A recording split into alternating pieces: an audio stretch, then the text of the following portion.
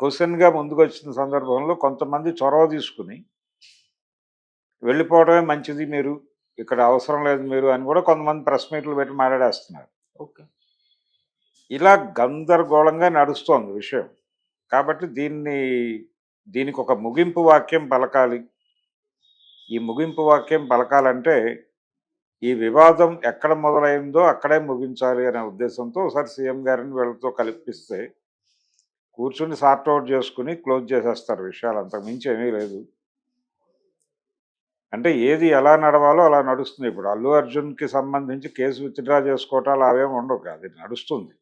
అంటే వీళ్ళ ఆల్రెడీ 18 మందిని వాళ్ళు కేసులో చూపించారు.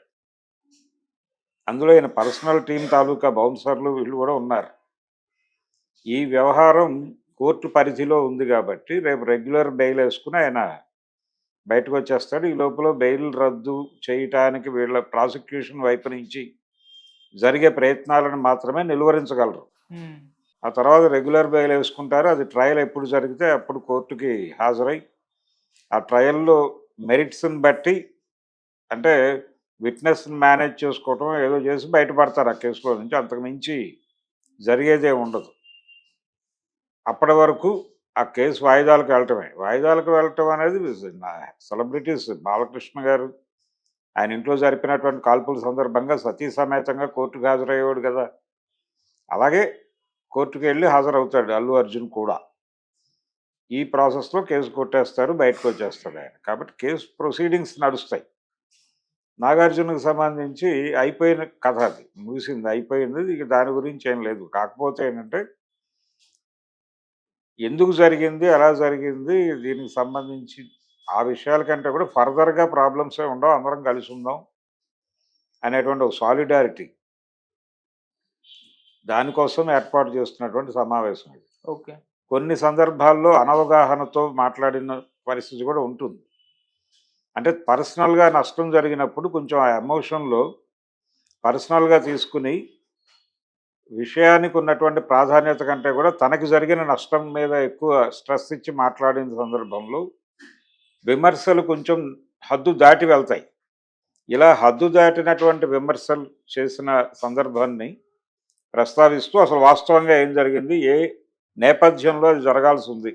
ఉదాహరణకు కన్వెన్షన్‌కి సంబంధించి ఏ నేపథ్యంలో జరగాల్సి ఉంది? అయితే నాగార్జున వైపు నుంచి ఒక్క మాట కూడా రాలేదప్పుడు. ఆయనేమి దాన్ని ఖండిస్తూనో లేకపోతే దీని మీద తిరుగుబాటు చేస్తాననో ఆయన ఏమి రియాక్ట్ అవ్వలా. ఈవెన్ ప్రెస్ మీట్లు పెట్టి కూడా ఆయనేం మాట్లాడలేదు. అలా వదిలేశాడు. అలాగే ఎవరిని మాట్లాడొద్దనే చెప్పాడు ఆయన. అది ఎలా జరిగితే అలా జరుగుతుంది. ఎవరు ఇంటర్వ్యూన్ కావద్దు అనే చెప్పాడు. ఓకే. అయినప్పటికీ బయట కొంత చర్చ జరిగింది దాని మీద. ఇప్పుడు ఇండస్ట్రీకి తెలంగాణ ప్రభుత్వానికి మధ్య గ్యాప్ ఉంది అనేటువంటి చర్చల్లో కూడా దీన్ని ముందుకు తీసుకొచ్చి మాట్లాడుతున్నారు. అందుకని నాగార్జున గారు ఒకసారి కలిస్తే బాగుంటుంది అనే ఉద్దేశంతో వీళ్ళందరూ వెళ్తున్నారు. ఏదేమైనప్పటికీ గత వారం 10 రోజులుగా ముఖ్యంగా పుష్ప రిలీజ్ అయిన అంటే 5వ తారీఖు నుంచి జరుగుతోంది. 5వ తారీఖు నుంచి మొదలై నడుస్తున్నటువంటి ఈ గందరగోళం ఇండస్ట్రీకి తెలంగాణ ప్రభుత్వానికి మధ్య ఏదో యుద్ధం జరుగుతోంది అనేటువంటి ఒక వాతావరణం ఈ ప్రొజెక్ట్ అవుతున్నటువంటి న్యూస్కి ఫుల్ స్టాప్ పెట్టడం అనేది జరుగుతుందని ఆశిద్దాం. ఓకే. ఫర్దర్గా ఏం జరుగుతుంది రేపు కలిసిన తర్వాత బయటకు వచ్చి ఎలాగో మాట్లాడతారు. ప్రభుత్వం వైపు నుంచి ఎవరు మాట్లాడకపోయినప్పటికీ వీళ్ళు బయటకు వచ్చి మాట్లాడతారు. ఓకే. గతంలో జగన్మోహన్ రెడ్డిని కలిసి బయటకు వచ్చిన తర్వాత కూడా చాలా సానుకూలంగా మాట్లాడారు కదా అందరూ.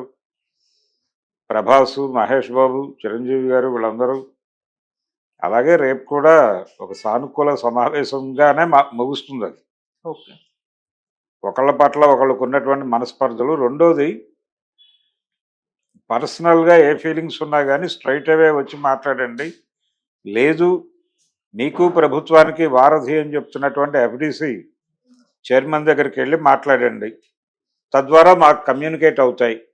అంతే తప్ప మీరు మీడియా ముఖంగా మాకు తెలియజేసే ప్రయత్నం చేయొద్దు అని. అంటే మీకు ఏదైనా ఇబ్బంది ఉన్నా కానీ లేదు మీరు హర్ట్ అయినా కానీ ప్రభుత్వ నిర్ణయాలకు హర్ట్ అయినా అక్కడికి వెళ్ళి మాట్లాడండి, అది సార్ట్ అవుట్ చేసుకుందాం. అంటే పర్టికులర్‌గా అల్లు అర్జున్ మొన్న అసెంబ్లీ సమావేశాల సందర్భంగా ముఖ్యమంత్రి గారు అసెంబ్లీలో మాట్లాడిన 'పుష్ప' 'సంధ్యా థియేటర్' ప్రమాదానికి సంబంధించి ఆయన ప్రకటన చేసిన తర్వాత దాని రియాక్షన్ ఇమ్మీడియేట్‌గా ప్రెస్ మీట్ పెట్టి స్పందించాడాయన. ఓకే. ఆ స్పందించిన తీరు పట్ల కొంత వాళ్ళకి ఇబ్బందుంది. ఇబ్బందంటే ఏం లేదది. అలా ఎందుకు ఓపెన్ అయ్యారు? పైగా పొంతన లేని మాటలతో నడిచింది ఆ ప్రెస్ మీట్. హ్మ్. ఒక రకంగా అల్లు అర్జున్ తన క్యారెక్టర్ తనే అసెసిన్ చేసుకున్నాడు. ఓకే. ఇలాంటి మిస్టేక్స్ జరగకుండా ఎలా హ్యాండిల్ చేయాలి? ఎలా అప్రోచ్ అవ్వాలి? అప్రోచ్ ఏంటి? ఏమిటి పద్ధతి అనే దానికి సంబంధించి కొంత క్లారిఫికేషన్ ఇస్తూ ఓకే. ఫర్దర్‌గా ఇలాంటి డిస్టర్బెన్సెస్ లేకుండా ఏం చేయాలి? అంటే రకరకాల మాటలు దొర్లాయి. ప్రీమియర్స్ లేవు, ప్రైస్ హైకులు లేవు అని చెప్పారు. హ్మ్. వీటికి సంబంధించి కూడా చర్చ జరుగుతుంది రేపు. రేపు సంక్రాంతి సినిమాల రిలీజులున్నాయి. ఈ సంక్రాంతి సినిమాల రిలీజులకి ఇలాంటి ఇబ్బందులు లేకుండా ఏ కేర్ తీసుకోవాలి? ఏ రకమైనటువంటి ప్రికాషన్స్ తీసుకొని ఆడియన్స్‌ని సేఫ్‌గా సినిమా చూపించి బయటకి పంపించడానికి అనుసరించాల్సిన పద్ధతులేమిటి? అనే దానికి సంబంధించి కొన్ని విధి విధానాలు రూపొందించి ఈ పద్ధతి పాటిద్దాం అనేది ఏదో ఒక సిస్టమ్ పెట్టుకుంటారు. ఓకే. ప్రధానంగా దాని మీదే చర్చ జరుగుతుంది. దాంతోపాటు సింగిల్ స్క్రీన్స్ ప్రాబ్లమ్ ఒకటుంది. వాళ్ళు మాకు రెంట్స్ మాత్రమే ముడుతున్నాయి తప్ప పర్సంటేజ్ లేదు. ప్రీమియర్స్ వేయటం వలన మా మీద అదనపు భారం పడుతోందని మొన్నే ప్రెస్ మీట్ పెట్టి మాట్లాడారు. ఇలాంటి విషయాలు కూడా ప్రభుత్వం దృష్టికి తీసుకెళ్ళి వాటిని కూడా కొంత సార్ట్ ఔట్ చేయటం. అంటే వాళ్ళకి వాళ్ళకి వెసులుబాటు కలిగించడం. రెండోది పార్కింగ్ ఇతర సమస్యలున్నాయక్కడ. హ్మ్. దానికి సంబంధించి ఎట్లా చేయాలి? ఏం చేయాలి? ప్రభుత్వం వైపు నుంచి అక్కడ ఏమన్నా వేకెంట్ ల్యాండ్స్ ఉంటే అలాట్ చేయటమో, దానికి ఎలా అకామిడేట్ చేయాలనేది ఒకటి. ఓకే. ఇలాంటి రకరకాల విషయాలు ఆయన దృష్టికి తీసుకెళ్ళేటువంటి ప్రయత్నం చేయొచ్చు. వీళ్ళు ఇంటర్నల్ మీటింగ్ కూడా జరుగుతుంది ఎలాగూ. అంటే ఇది కేవలం ప్రభుత్వంతో లింక్ అయిన సమస్యలు మాత్రమే లేవు. హ్మ్.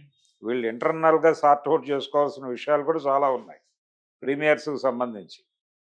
ఇక్కడ జరిగినటువంటి సంధ్యా థియేటర్ ఇన్సిడెంట్ ఏంటి? ఆ థియేటర్‌కి కెపాసిటీ ఉంది. ఆ కెపాసిటీని మించిన క్రౌడ్‌ని అక్కడికి పుల్ చేశారు. క్రౌడ్‌ని పూల్ చేయటం వెనకాల ఎవరెవరున్నారు అనే దాంతో వివాదం మొదలైంది. కాబట్టి ఇలాంటివి జరగకూడదు. ఇలాంటివి జరగకూడదు. మీరు థియేటర్‌లో ఒక ఇష్యూ చేయండి. అంటే ఒక ఇష్యూ అంటే ఇన్ ది సెన్స్ మీరు థియేటర్‌లో ఆడియన్స్ ముందు అపియర్ అయ్యి వాళ్ళతో ఇంటరాక్ట్ అవ్వండి. ఇంటరాక్ట్ అవ్వడం ద్వారా దాన్ని వీడియో తీసి మీరు ప్రచారం చేసుకోండి. అంతవరకే. ఈవెంట్. ఒక చిన్న ఈవెంట్ థియేటర్‌లో చేయండి. అంతే తప్ప బహిరంగంగా చేయొద్దు. ఇలాంటి కండిషన్స్ ఏవో చెప్తారు వాళ్ళు. ఓకే. దానికి వీళ్ళు అంగీకారం తెలిపి సైలెంట్‌గా ప్రభుత్వంతో ఒక సానుకూల నిర్ణయాలు చేసుకుని సంక్రాంతి సినిమాలకి ప్రీమియర్సు, దాంతోపాటు ప్రైస్ హైక్‌లు అన్నీ యథావిధిగా ఉండేటట్టుగా అంటే 'పుష్పకి' ఎలాంటి సహకారం అందించారో 'పుష్ప 2'కి చాలా సహకారం అందించింది తెలంగాణ ప్రభుత్వం. హ్మ్. ఆ ఇన్సిడెంట్ జరిగిన తర్వాత రియాక్షన్స్ మారినాయి గానీ, ఆ రియాక్షన్స్ మారటానికి కూడా వీళ్ళే కారణం.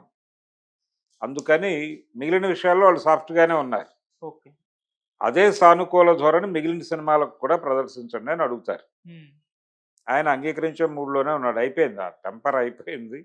ఓకే. నిన్న పోలీసుల విచారణలో తను కొంత కన్ఫెసివ్ టోన్‌లో మాట్లాడాడనేది కూడా బయటకొచ్చింది. హ్మ్. అల్లు అర్జున్. చాలు అది చాలు. అదే కోరుకుంటున్నారు వాళ్ళు. అంతకు మించి ఏమీ కాదు. సాల్వ్ అయిపోయినట్టే ఇష్యూ. ఓకే. సాల్వ్ అయిపోవడానికి ఇండికేషనే ఈరోజు కిమ్స్ హాస్పిటల్‌కెళ్ళి వీళ్ళు ₹1,00,00,000 ఇస్తామని వీళ్ళు, హ్మ్. 50,00,000 వాళ్ళు, తర్వాత సుకుమార్ ఒక 50,00,000 అవును. ఇలా ఇన్ టోటల్ ఒక 2,00,00,000 టీమ్ వైపు నుంచి ఒక 2,00,00,000 ఇచ్చేటట్లుగా వాళ్ళు చెప్పేశారు. ఆల్రెడీ దానికి సంబంధించిన వ్యవహారం అంతా దిల్ రాజు గారికి అప్పచెప్పారు. హ్మ్. దిల్ రాజు గారి ద్వారా పంపిణీ జరుగుతుందని అరవింద్ గారు ప్రకటించాడు. కాబట్టి ఒక ప్రాపర్ వేలోకొచ్చింది విషయం. ఇక సాల్వ్ అయిపోతుంది. ఓకే. రేపటితో ఈ గొడవ అయిపోతుంది. ఇది అయిపోయింది కాబట్టి కేసు ఉండదు అనేది తప్పు. ఓకే. కేసు ఆల్రెడీ కోర్టు పరిధిలో ఉంది. వీళ్ళు వాయిదాలకెళ్తారు అంతే. Okay sir. కాకపోతే వీళ్ళు బెయిల్ రద్దు చేయటానికి సుప్రీంకెళ్ళాలా, హైకోర్టుకెళ్ళాలా అనే ధర్మ మీమాంసల నుంచి వెనక్కొస్తారు. ఓకే. రెగ్యులర్ బెయిల్ వేసుకోవడానికి ఒక అవకాశం కల్పిస్తారు. రెగ్యులర్ బెయిల్ వేసుకుని బయటకు వచ్చేస్తారు. Thank you so much sir. Thank you.